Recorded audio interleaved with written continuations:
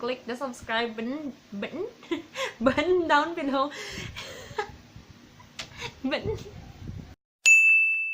Hey berries! Welcome back to my channel again, and if it's your first time to come here on this channel, I do encourage you to click the subscribe button down below, and of course beside the subscribe button there is a tiny bell button that when you click that one, you will always be notified whenever I upload a video here on this channel. Today guys, as you may already have seen the title down below, it is again about motorcycle accident, and the last time that I did a story time video was July pa ata, so wala akong ginawa for the month of August. And kung napansin nyo na yung damit ko is parang kagaya ng damit ko dun sa isang video ko, same day ko lang sila inedit. Film, I mean. So, yung last na video ko or story time video ko was about an ambulance accident. Kasi nga, di ba, nurse ako. So, yun yung shinare ko na story sa inyo. And ngayon, accident na naman, but this time, motorcycle naman. So, if you're interested to know or to listen to my story about the motorcycle accident na kasama ko yung mga kapatid ko, please keep on watching. So, yung kwento na to guys was nangyari nung way back 2000 something pa. Hindi ko sure kung grade 5 or grade 6 ako. And during that time, usong-uso noon yung mga motorcycles na yung mga Dio na motorbike. Yun ba? Scooter, ganun. So, yun. If you are not familiar dyan, kung hindi pa kayo pinapanganak ng panahon na yun, I will just insert a clip here or a picture of kung ano bang itsura ng Dio na scooter. So, ayan, yung nandito. Ayan, ha? Na-imagine mo na kung anong itsura ng scooter na yan. Yung accident happened on a Sunday. Kasi nga, di ba, pag Sunday, wala tayong pasok. So, ayun. Ang business kasi nun dati ni Papa ko is to sell meat ng beef. Ayan, so sila, may mga alaga kami na baka, tapos kami yung, sila Papa ko yung, ano bang term doon, nagkakatay, parang ganun, basta parang slaughter, parang ganun. So, yun ang ginagawa ni Papa ko. Every week may ginagawa silang ganun, and then dinideliver yun sa iba't ibang tao na nag-order na malapit dun sa amin. Tapos, ang ginagawa niya kasi nila is pinapautang nila yun for a week, and then after a week, dun kami maniningil. And since yung mga ibang napautangan ni na Papa ko is just inside or in the barangay, yun, inano kami ni Mama ko na, or ano bang tawag doon, yung pinapunta ako ni Mama ko doon sa isang bahay na maningil nga daw kasi nga due na ng bayad nila. So, pumunta ako doon, and during that time kasi natuto na akong mag-motorbike or sumakay sa scooter. And then, syempre, dahil bagong-bago yung scooter namin, lahat kami nangangati mag-drive, lahat kami nangangating sumakay sa scooter. So, that time, sumama yung kapatid ko na babae, which is the mother of the Decals na ngayon. And she was just grade 4 lang yata noon. Yeah, and grade 6 ako. Tapos, di pa alis na kaming ganyan kasi medyo malayo yun yung pupuntahan namin. So, pwede namang maglakad kami pero sobrang layo nun. So, yun nga, sumakay kami ng motorcycle, and then nung paalis na kami, itong pangatlong kapatid ko, si Jen, ayan, yung tito ni Bebe Kels. Siya yung, batang-bata pa siya noon, hindi pa ata siya nag-aaral noon, parang ganun, or something na grade 1, grade 2 pa lang siya. So, umiiyak siya, sama ako, ganun siya. Tapos, sabi ko nun, huwag ka nang sumama, ganun. Siyempre, gusto namin, masolo lang namin yung motor. Eh, siyempre, ito namang isa, hinihila niya yung likod ng motor na ganyan, sama ako, sabi niya ganun. Sabi ni Mama ko, sige na nga po, samahin nyo na. Ganun. Ako yung nagjo-drive, tapos si Jen, dun siya sa harap ko, na nakaganyan din siya dun sa malapit sa, anong tawag to, manubela. Tapos, ang backride ko is si May. Yan. Ganun yung posisyon namin magkakapatid. And then, pumunta na kami dun sa bahay ng sisingilin namin. Siyempre, sabi ko, bilang nakakatandang kapatid, ako ang spokesperson. Tapos dun kasi sa amin, ang tawag doon sa mga nakakatanda is always uncle o kaya auntie. Kahit hindi mo yan kaano-ano. Uncle! Ganyan kami. Uncle, agsinger kami or uncle, maniningil daw kami. Kukunin daw namin yung bayad ng in-order nyo po na karne ng baka. Na, yun nga, in-order nga nila. So, that time parang 140 pesos pa lang ata ang per kilo noon. Nung kami pa yung nagbebenta ng mga karne. At, itong si uncle. Lumabas si uncle. Nasabi niya, awan pay! Ganun siya. Wala pa! Ganun. Wala pa nga daw siyang pambayad. At, ang aso nila na malaki. Tahol ng tahol. Ayan, tahol siya ng tahol. Tahol siya ng tahol. And wala kasi silang wala silang gate actually. So parang nagsisisigaw lang kami sa labas ng bakuran nila, ganyan. So, edi syempre wala kaming napala. Nagsisisigaw ako doon ng uncle. Wala kaming napala kasi hindi siya nagbayad ng utang niya. Umalis na kami.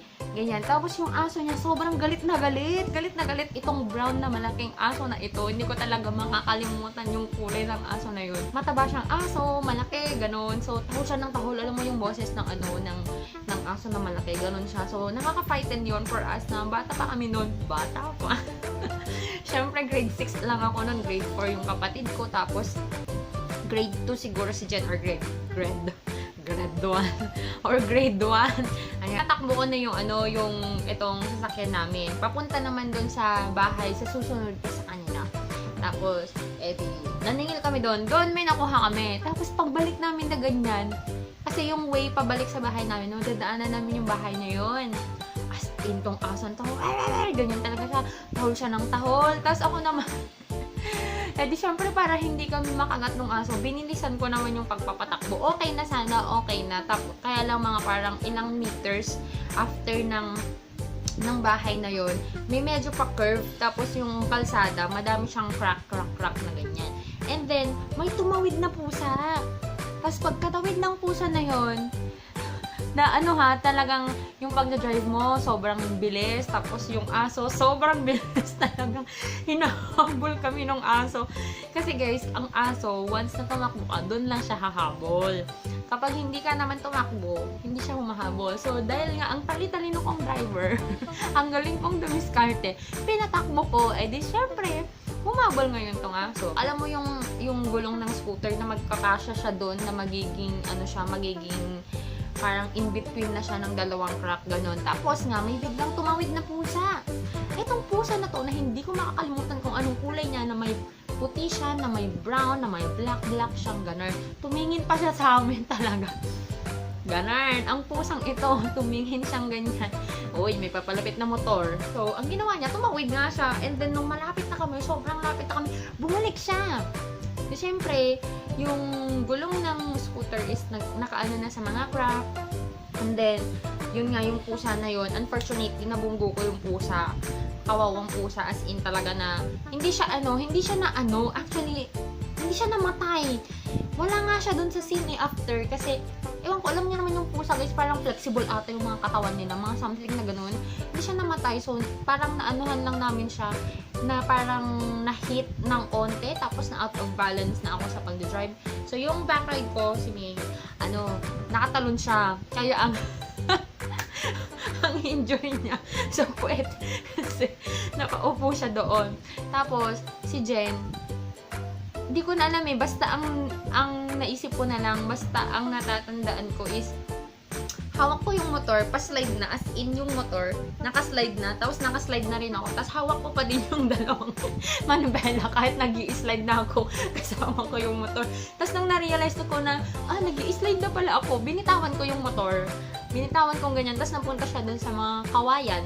So ngayon guys, kung makikita nyo, kung may mga may mga peklat ako dati dito Dati meron ako dito, in between dito, kasi dito yung sa mga knuckles ko, meron ako dati. Pero ngayon, ito na lang.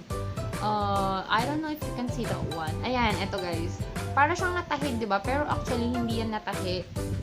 Yan yung scar ko na kapag nakikita ko tong scar na to, hindi ko talaga makakalimutan na nagkaroon kami ng accident. Tapos yung pinakamalala sa amin si Jen, natatawa ko kasi siya kasi siya ng sama. Kaya yun yung nakakalalang sumasama. Yun, ang tama naman niya is dito. Meron siyang malaking hiwa dito, nalabas talaga yung laman niya, ganun.